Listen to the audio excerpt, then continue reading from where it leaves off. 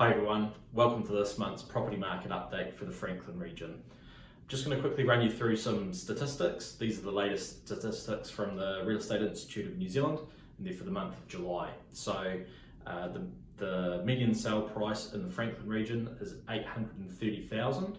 The median days to sell is at 49. The number of properties that were sold for the month of July was 66. So interestingly, we're not seeing any real trend of increasing prices just yet with that median sale price. But what we are seeing, good strong sales volume still being achieved. We're also starting to see the odd property sell for perhaps a little bit more than what we might have expected.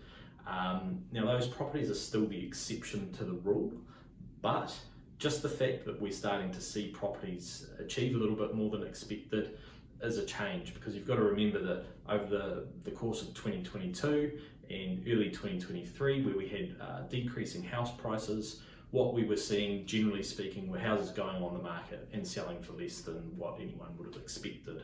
So strong sales volumes, the odd property achieving maybe a little bit more than what we might have anticipated. One of the other interesting things that's happened over the course of the last few weeks is that the Reserve Bank have come out and said that they feel that we are past the trough or the bottom of the market, and that they expect that from here, house prices will increase. Not only that, they have revised upwards their projections of house price increases. So in other words, house prices are going to increase more rapidly at a greater pace than what they have previously forecast. So that was quite interesting. But on the other hand, one of the other things that they said was that they expect the interest rates to stay at this level for the foreseeable future. So they're talking about maybe not even cutting rates until mid-2025. So it's a little bit different from what they've said previously as well. They've also left the door open for a potential rate rise again.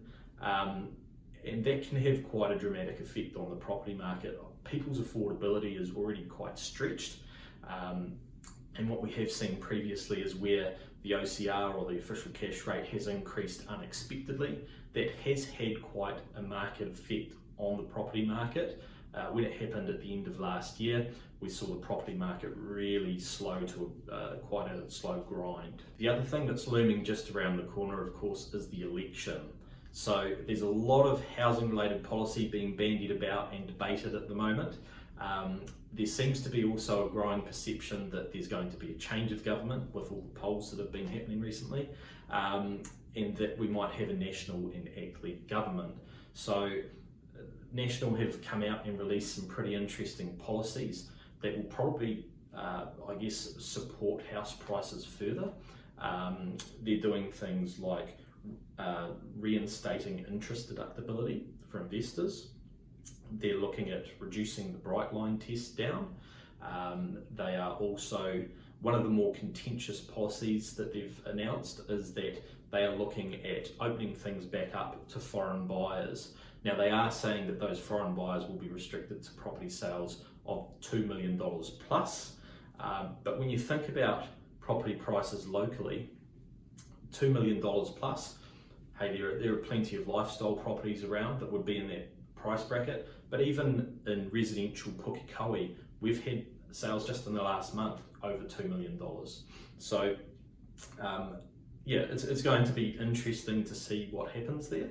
Those buyers will have a 15% tax to pay on any purchase. So they're not exactly on a level playing field with the general public. They do have to pay more, but obviously a lot of those policies will result in more money flowing into the property market. I think that there's a chance that what we're seeing with these increased sales volumes, just and the motivation from purchasers to get deals done, is perhaps stemming from this increased perception that there might be a national-led government, and that perhaps towards the end of the year, early next year, the property market may be more buoyant as a result of that, and also this increased perception that we are past the bottom of the house market, and that from here, house prices are likely to increase. So that's where things are at with the local property market. I hope you've enjoyed the update. I'll see you in a few weeks' time with another one.